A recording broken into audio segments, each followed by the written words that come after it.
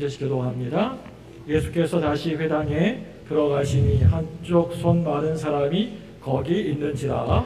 사람들이 예수를 고발하려 하여 안식일에 그 사람을 고치시는가 주시하고 있거늘 예수께서 손 마른 사람에게 이르되 한가운데 일어서라 하시고 그들에게 이르시되 안식일에 선을 행하는 것과 악을 행하는 것 생명을 구하는 것과 죽이는 것 어느 것이 옳으냐 하시니 그들이 잠잠하거늘 같이 읽습니다. 그들의 마음이 완악함을 탄식하사 노하심으로 그들을 둘러보시고 그 사람에게 이르시되 내 손을 내밀라 하시니 내밀매 그 손이 회복되었더라. 아멘. 할렐루야. 우리 옆에 분에게 이렇게 인사하겠습니다. 한 주간 평안하셨습니까? 기분 나쁜 토로 하지 마시고요. 사랑하는 토로 물으셔야 돼요.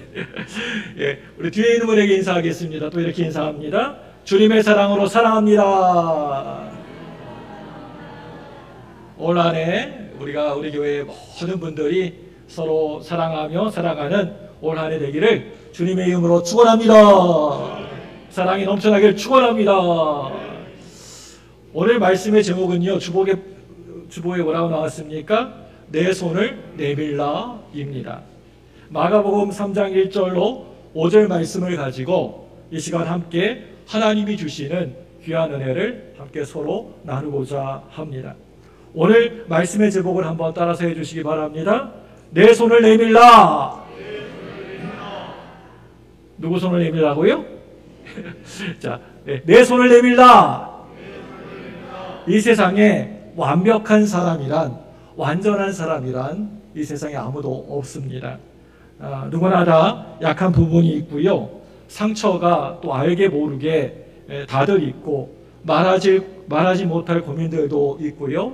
또 부끄러운 과거의 모습도 있고 실패의 경험들 또 상처들도 다 마음속에 다 있습니다. 그런데요, 이것이 그렇게 큰 문제가 되는 것은 아닙니다. 왜냐하면 그것은 과거에 옛날에 이미 다 지나가 버린 일이기 때문에 그런 것입니다. 그런데 문제는 그 과거에 그 옛날에 그러한 일에 사로잡혀 가지고 평생 동안 그 문제에서 헤어나오지를 못하고 과거의 감옥 안에 gat혀 가지고 늘 고통 가운데 괴로움 가운데 살고 있는 분들이 제 주변에 너무나 많다고 하는 것입니다. 예수를 믿는 사람들은 어두운 과거의 그림자로부터 벗어나셔야 됩니다. 우리는 예수 믿고 새 사람이 되었습니다. 믿습니까? 이제 더 이상 우리의 발목을 붙잡고 있는 그 상처 입은 과거는 나하고는 아무런 상관이 없다라고 여러분 강력하게 선포하시기를 바랍니다. 우리는 주님 안에서 변화된 모습으로 치료받은 모습으로 회복된 모습으로 우리는 살아가야 됩니다. 오늘 말씀 속에서 우리에게 주신 중요한 영적인 교훈이 있습니다. 먼저는요, 여러분 오늘 말씀 보시면 손 많은 사람이 등장하고 있습니다. 그것도요, 한쪽 손 많은 사람이 나옵니다. 우리 마가복음 3장 1절 한번 말씀 볼까요? 3장 1절 화면을 보고 같이 읽습니다. 시작. 예수께서 다시 회당에 들어가시니 한쪽 손 많은 사람이 거기 있는지라. 등장인물이 이제 등장을 합니다. 그런데 그 사람이 어떤 사람이었다? 한쪽 손 마른 사람이었다. 오늘 말씀 보니까 예수님이 안식일에 회당으로 들어가고 계시는데 한쪽 손 마른 사람, 한 손이 마비가 되어서 이렇게 오그라진 사람, 한쪽을 잘 쓰지 못하는 사람이 때마침 그곳에 그 자리에 있었습니다.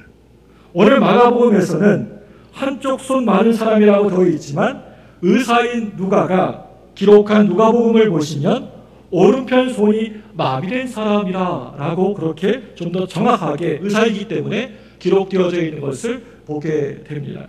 그러니까 주로 우리가 오른손을 많이 쓰지 않습니까?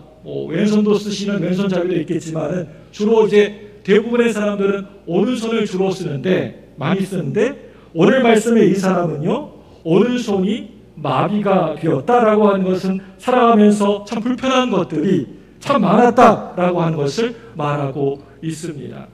손은 우리의 일상의 생활의 중심이고 또 성경에서 하나님의 손이라고 할 때는 하나님의 권능과 능력이 우리에게 있다는 것을 이렇게 말씀해 주고 있는 것입니다.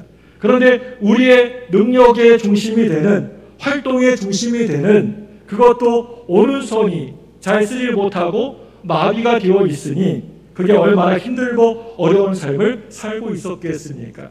안 봐도 얼마나 힘들었을까 짐작이 대충 갑니다. 아마 그 마비되어지고 말라붙어버린 손으로 인하여서 살아가면서 사람들에게 심한 열등감도 많이 느끼면서 살았을 것입니다. 사람들 앞에 나서기를 꺼려해서 늘 혼자서 외톨이로 지내야만 했을 것입니다.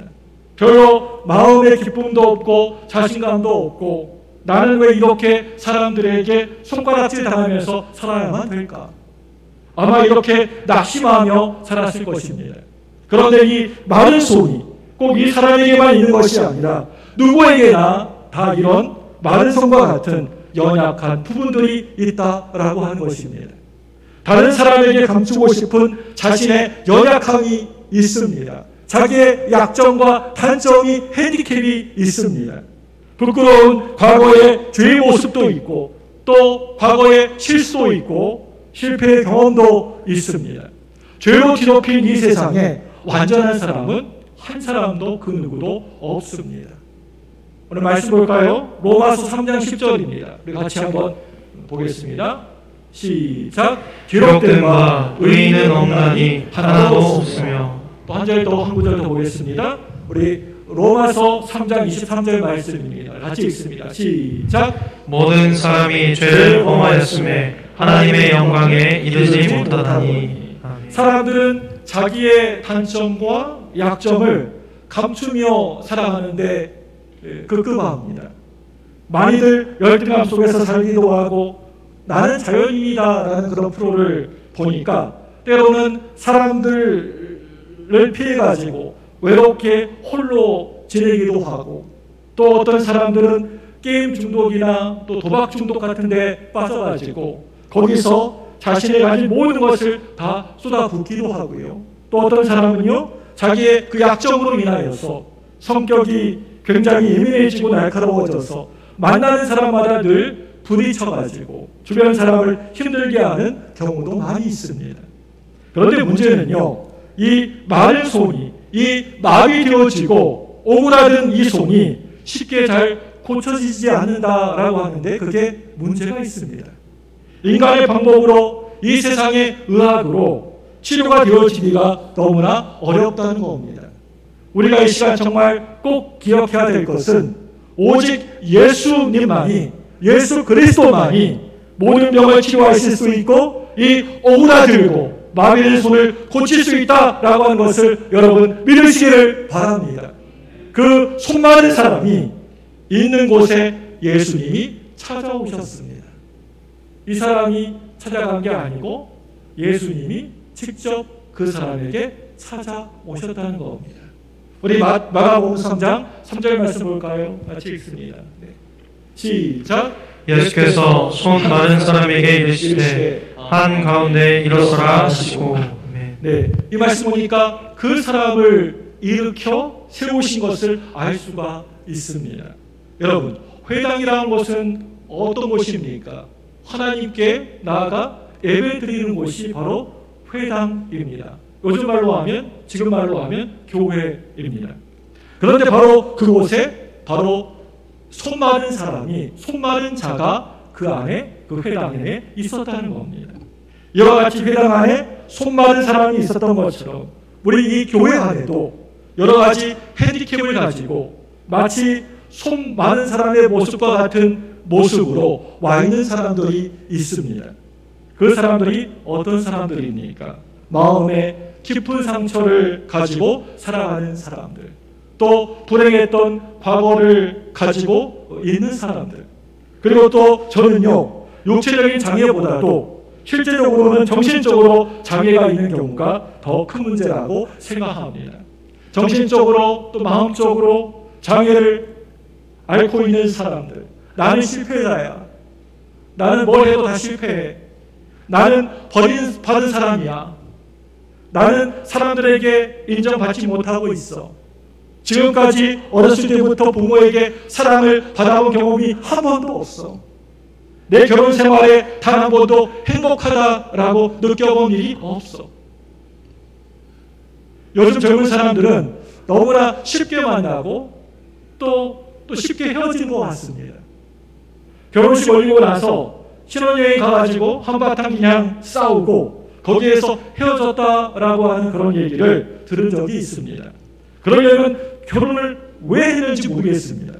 살다가 맞지 않아서 헤어질 수도 있을 겁니다. 그런데 중요한 것은 어떠한 과거의 상처가, 그 옛날의 그런 아픔이 평생 나를 붙들고 있게 되면, 내 발목을 붙들고 있게 되면 안 된다라고 한 것입니다.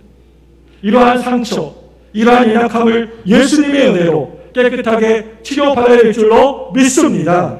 우리가 잊지 말아야 될 것은요, 예수를 믿은 그 순간 우리가 변화가 되었다는 것입니다. 고린도후서 5장 17절 말씀 볼까요? 네, 같이 읽습니다. 시작. 그런즉 누구든지 그리스도 안에 있으면 새로 피조물이라. 이전 것은 지나갔으니 보라 새 것이 되었도다. 보라 새 것이 되었도다. 여러분, 여기 보니까 지나갔다라고 하는 말씀이 있습니다. 예전 것은 지나갔다라는 말이 있는데요, 이미 그 과거는, 그 옛날은 내가 예수 믿는 바로 그 순간에 여러분들과 이제 아무런 관계가 없는 영원한 과거 속으로 사라져버린 과거가 퇴공하는 것입니다. 세상 여행가에도 과거를 묻지 마세요, 그런 노래가 있지 않습니까? 여러분, 우리가 예수 믿고 나서 아직까지도 자꾸만 과거에 참으로 어두웠던 어두운 기억들, 다른 사람에게 막 무시당했었던 그런 기억들, 미움과 분노의 기억에 얽매여서 살고 있습니까? 여러분, 이 시간 이 말씀을 통하여서 여러분 모두 성령 충만 받으셔서 이 과거의 나를 늘 얽히고 설키게 올가매는 옛날의 모든 상처들을 예수님의 이름으로 모두 다 떠내려 보내시기를 바랍니다. 그래서 이제 그것은 이제 그 옛날의 그 일은, 과거의 일은 이제 나와오는 전혀 상관이 없다. 나는 주님 안에서 완전히 새롭게 변화되었다. 새 사람이 되었다. 하나님의 사랑받는 존재가 되었다 라고 선포하시기를 바랍니다. 이렇게 우리가 날마다 믿음으로 고백하며 살아가시기를 바랍니다. 그런데요, 회당 안에 오늘 말씀 보니까요, 손마른 사람이 있었고 또 다른 한편에서는 악하고 부정적인 생각을 하고 있었던 사람이 한편에 있었다라고 하고 있습니다.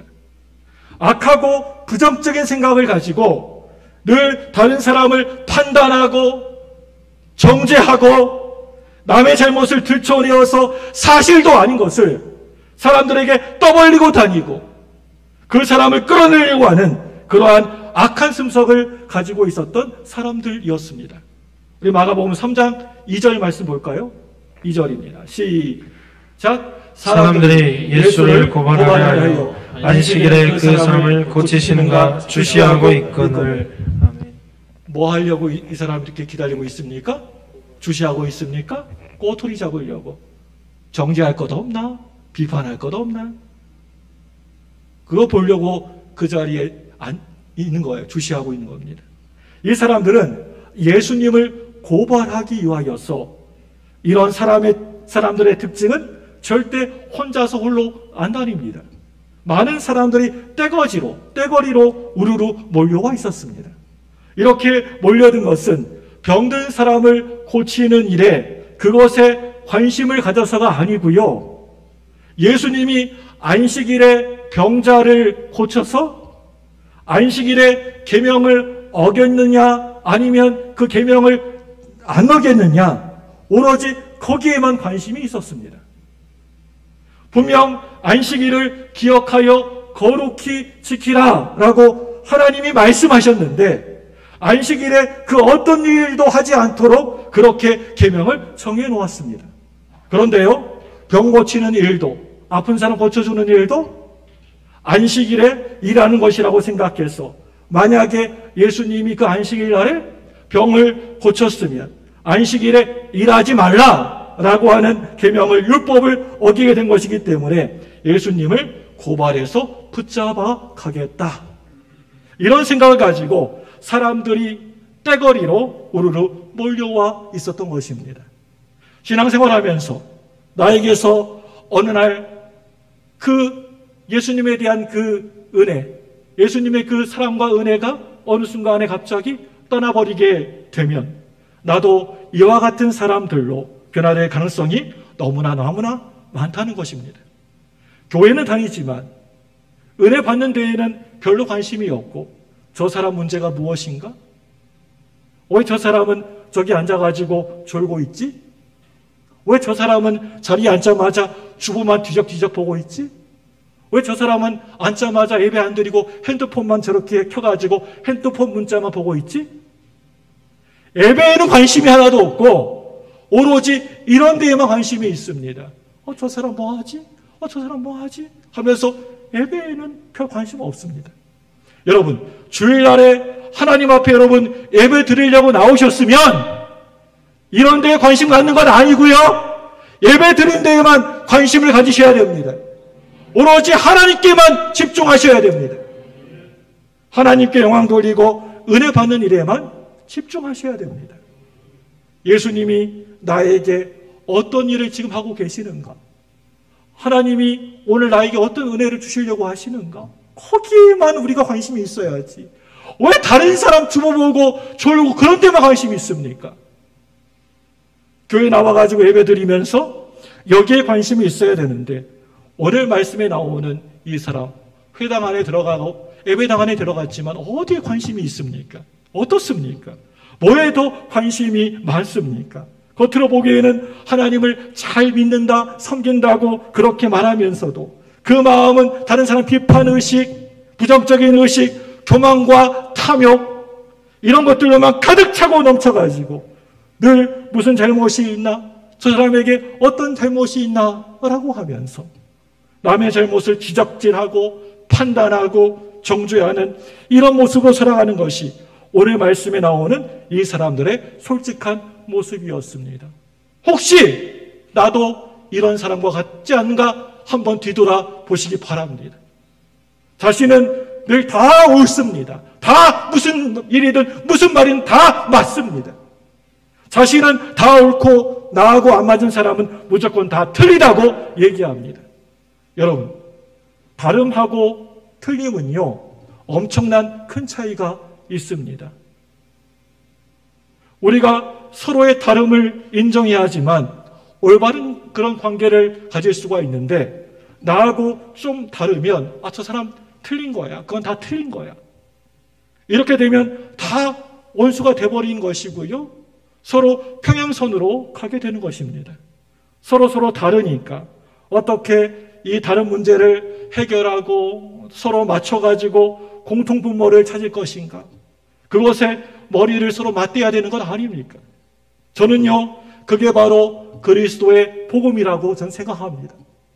오직 그리스도의 복음만이 이 사상적인 차이를 뛰어넘게 만드는 것이고요, 또 서로 간의 그 거리 간격을 뛰어넘어서 하나 되게 만드는 것이고 아름다운 모습으로 만들어가게 하는 줄로 저는 분명히 믿습니다.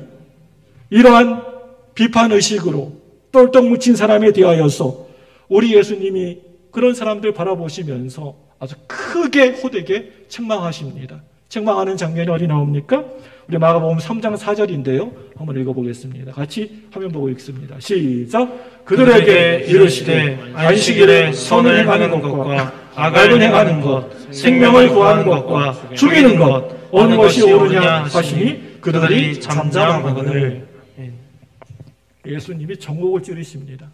호되게 책망하십니다. 여러분, 여기 이 말씀 보시면요, 예수님이 그들에게 뭐라고 하십니까?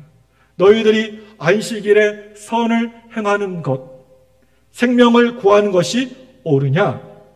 그렇지 않으면 악을 행하고 악한 일을 행하고 사람이 죽어가는데 그냥 내버려 두는 것이 그게 옳으냐? 그 얘기를 듣고 아무 말도 하지 못합니다. 그들은 예수님을 책잡으려고, 그리고 예수님을 어떻게 하든지 자기들 그 올무 안으로 이렇게 잡아 넣으려고 왔는데, 이렇게 예수님이 물어보시니까 뭐라고 대답할 수가 없었던 것입니다. 제가요, 며칠 전에 책을 읽다가 이런 문구를 그 책 읽다가 발견하게 되었습니다. 그게 무슨 문구였냐면요, 문제 있는 교회는 없다. 그러나 교회에 문제 있는 사람들은 있다라고 하는 그런 문구였습니다.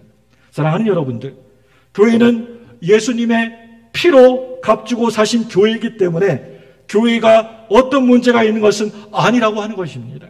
교회 안에 문제 있는 사람이 그게 문제라고 하는 것입니다. 여러분, 이걸 우리가 잘 구분하셔야 됩니다. 아, 저 교회는 문제 있는 교회야, 그러시면 안 됩니다. 그거 틀린 말이십니다. 아, 저 교회에 문제 있는 사람은 있어, 문제 있는 사람이 있어, 이건 얘기가 돼도 교회는 예수님이 머리가 되시고 예수님의 기피값으로 주고 사신 교회이기 때문에 교회 자체는 문제가 없다는 겁니다. 교회 구성원인 사람들이 문제가 있어서 교회가 세상 사람들에게 막 손가락질 당하고 욕먹고 하나님의 영광을 가리게 된다라고 하는 것을 잊지 마시기 바랍니다.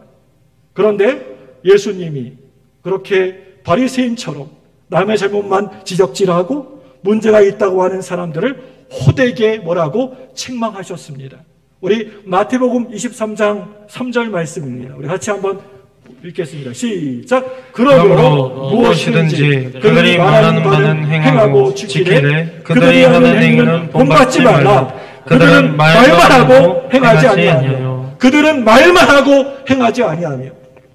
말은 하지만 행동이 그렇지 않기 때문에 책망하신 것입니다. 또 한 문제 읽어보겠습니다. 마태복음 23장 13절입니다. 같이 읽습니다. 시작. 화 있을진저 외식하는 서기관들과 바리새인들이여, 너희는 천국문을 사람들 앞에서 닫고 너희도 들어가지 않고 들어가려 하는 자도 들어가지 못하게 한도다. 무서운 말씀입니다. 그들이 남을 판단하고 또 뭐라고 정죄해서 천국문 앞을 딱 가로막고 못 들어가게 막고 있다는 것입니다. 그래서 자기 자신도 거기에 그 안으로 못 들어가게 되는 것이고요, 천국에 들어갈 사람까지도 가로막고 있으니까 너희들이 하나님 앞에서 잘못되고 하나님의 심판을 받을 자라고 하는 것을 주님이 지적하고 계시는 것입니다. 마태복음 13장 25절 26절 말씀도 보겠습니다. 시작. 화 있을진저 외식하는 서기관들과 바리새인들이여, 잔과 대접의 겉은 깨끗이 하되 그 안에는 탐욕과 방탕으로 가득하게 하는도다. 눈먼 바리새인이여, 너는 먼저 안을 깨끗이 하라. 그리하면 겉도 깨끗하리라. 아멘. 겉으로 볼 때에는 전혀 어떤 문제도 없는 것 같이 보이고, 겉으로도 볼 때에는 하나님을 그런 대로 잘 섬기고 믿는 것처럼 그렇게 보이는데, 그 마음은 이미 죄로 인하여서 타락했고 교만과 불순적으로 가득했기 때문에 먼저 마음을 깨끗이 하고 그 다음에 겉을 바르게 하라고 주님이 지적하신 것입니다. 우리가 신앙생활할 때, 예수 믿고 우리가 이렇게 신앙생활할 때 우리 마음이 주님 보시기에 주님이 인정하실 만한 그러한 마음이 되어야 합니다. 주님을 기쁘시게 하는 마음이 되어야 합니다. 이 마음이 주님 앞에 진실되고 마음이 주님을 기쁘시게 해드리고 마음이 주님을 사랑하는 마음으로 가득 차 있을 때 하나님이 우리의 일생에 복 주실 줄로 믿습니다. 절대로 여러분, 예수 믿으면서 이렇게 부정적인 사람, 막 비판적인 사람, 뭐든지 막 비판하고 비난하고 정죄하는 사람, 늘 항상 남 잘못된 이야기, 남의 잘못된 얘기만 하는 사람 편에 서 있지 마시고 내 주변에 좀 이왕이면 긍정적이고 창조적이고 생산적인 그러한 삶을 살아가고 있는 사람들, 늘 기쁨으로 주님을 잘 섬기는 사람 편에 서서 하나님께 영광 돌리시는 저와 여러분 되시기를 주님의 이름으로 축원합니다. 이제 세 번째로는요, 회복시켜 주시는 주님에 대하여서 말씀을 나누기 원합니다. 마가복음 3장 5절 말씀 볼까요? 3장 5절입니다. 시작. 그들의 마음이 완악함을 탄식하사 노하심으로 그들을 둘러보시고 그 사람에게 이르시되 내 손을 내밀라 하시니 내밀매 그 손이 회복되었더라. 할렐루야. 성경은 말씀합니다. 예수님이 이 땅에 인간의 몸을 입으시고 이 땅에 오신 이유는 우리를 치료하기 위해서 오신 것입니다. 지금도 우리 주님은 이 자리에 이곳에 우리와 늘 함께하고 계십니다. 우리의 꽁꽁 오그라든 마른 손을 고쳐주기 위해서 바로 이 자리에 이곳에 와 계신다라고 하는 것을 믿으시길 바랍니다. 우리의 마음의 병, 육신의 병, 온갖 많은 문제들을 고쳐주시고 해결해 주시기 위하여서 바로 이 자리에 이곳에 주님이 와 계신다라고 하는 것입니다. 무엇보다도 우리 주님이 오신 것은 잃어버린 한 명의 한 영혼을 찾기 위해서 오신 것입니다. 누가복음 19장 10절 말씀 볼까요? 같이 읽습니다. 시작. 인자가 온 것은 잃어버린 자를 찾아 구원하려 함이니라. 아멘. 또 한 구절 보겠습니다. 요한복음 10장 10절입니다. 같이 읽습니다. 시작. 도둑이 오는 것은 도둑질하고 죽이고 멸망시키려는 것뿐이요 내가 온 것은 양으로 생명을 얻게 하고 더 풍성히 얻게 하려는 것이라. 아멘. 우리가 더러운 추잡스러운 죄덩어리였지만, 우리가 문제투성이었지만 주님이 우리를 그 죄와 그 멸망에서 절망에서 건져내어 주시고 또 생명을 얻게 해주시려고 우리의 삶이 주님이 은혜로 풍성하게 주님의 축복으로 넘치게 만들어 주셨습니다. 우리는 예수님 안에서 이러한 풍성함을 누리며 사셔야 되는 것입니다. 계속 절망과 그 고통의 그 자리에 머물러 있으면 안 됩니다. 오늘 이 속마른 자의 모습에 머물러 있어도 안 되는 것이고요. 또 옆에 비방하기 위해서 정죄하기 위해서 모여든 바리새인처럼 나눔을 끊임없이 비판하고 남을 부정적으로 말하고 다니고 그렇게 주님의 뜻하고 정반대의 자리에 앉아 있으셔도 안 되는 것입니다. 예수님이 오셔서 하셨던 일은 선한 일을 행하셨고 모든 병을 고치신 일이었습니다. 사도행전 10장 38절 말씀 보실까요? 다 같이 보겠습니다. 시작.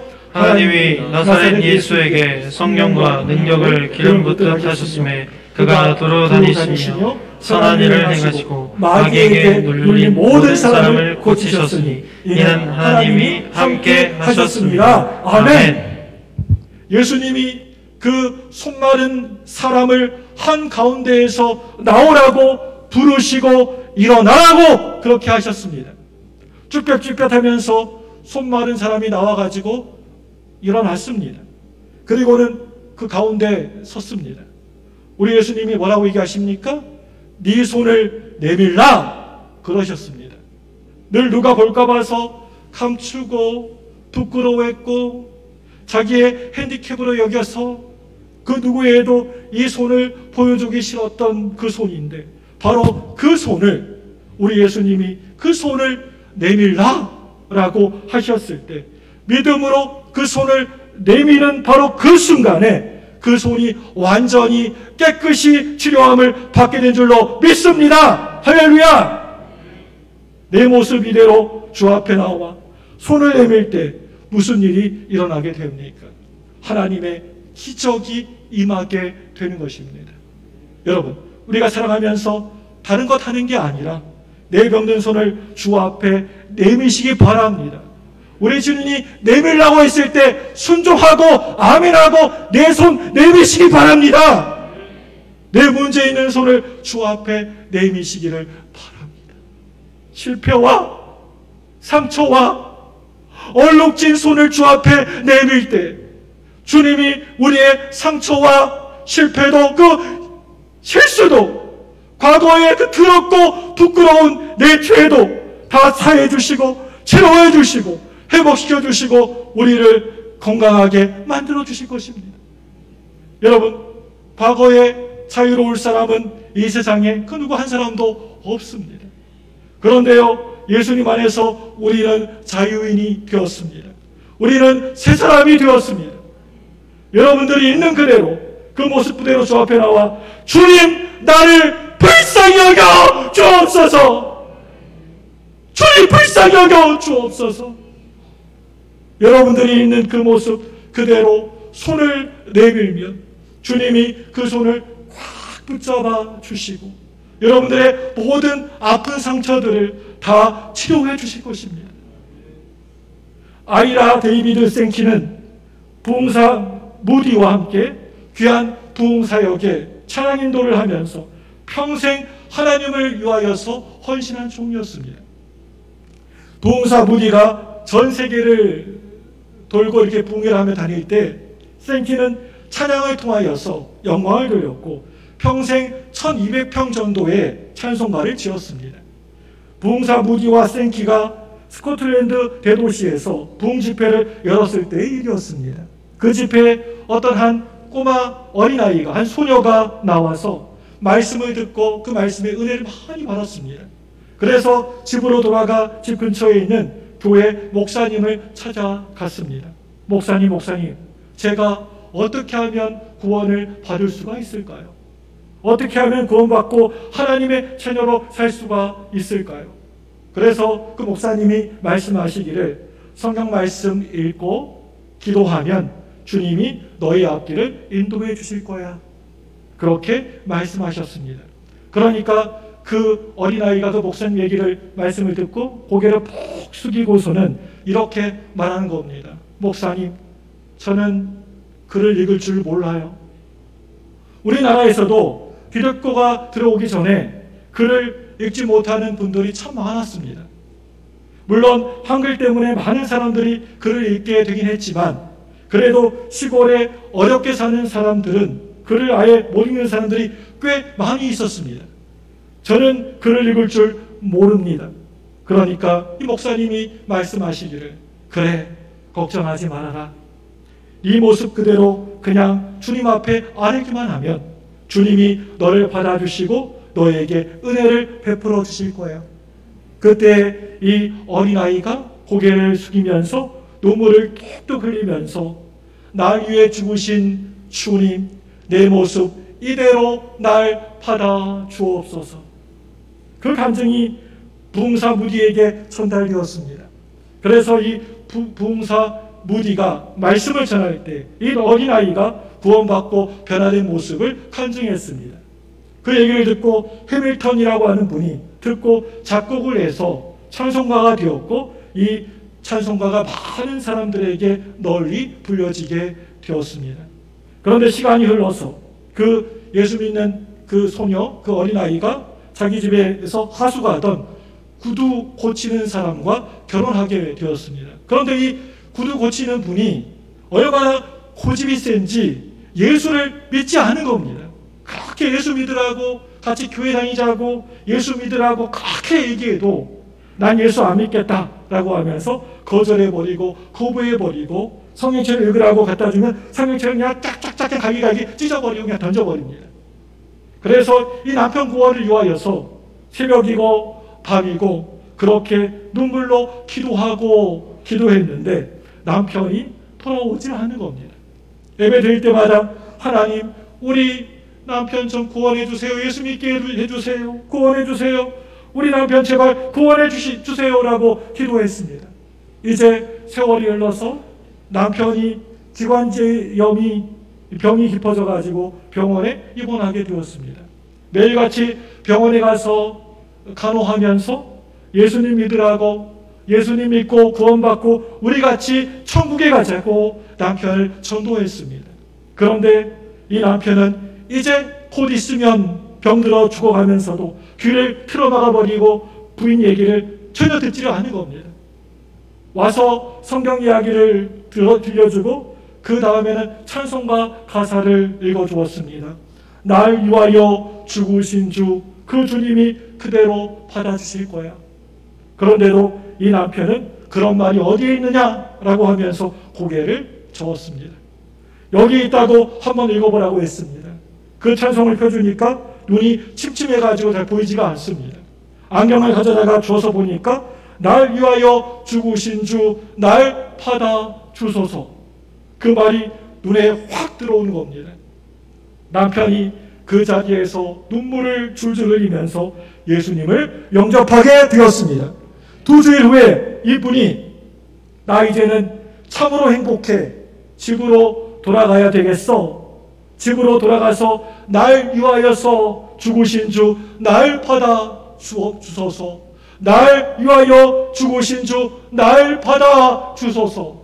이렇게 2시간 동안 그 말씀을 반복하고 또 반복하다가 조용히 숨을 거두고 천국으로 갔습니다. 사랑하는 여러분들, 내 모습 이대로 주님이 우리를 받아주십니다. 어떤 모습으로 나온 것이 크게 중요한 것이 아니라 주님, 날 위하여서 죽으신 주님이 우리를 그대로 받아주시리로 믿습니다.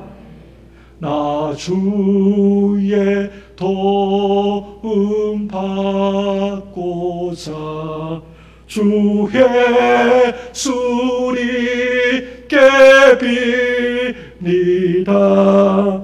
그 구원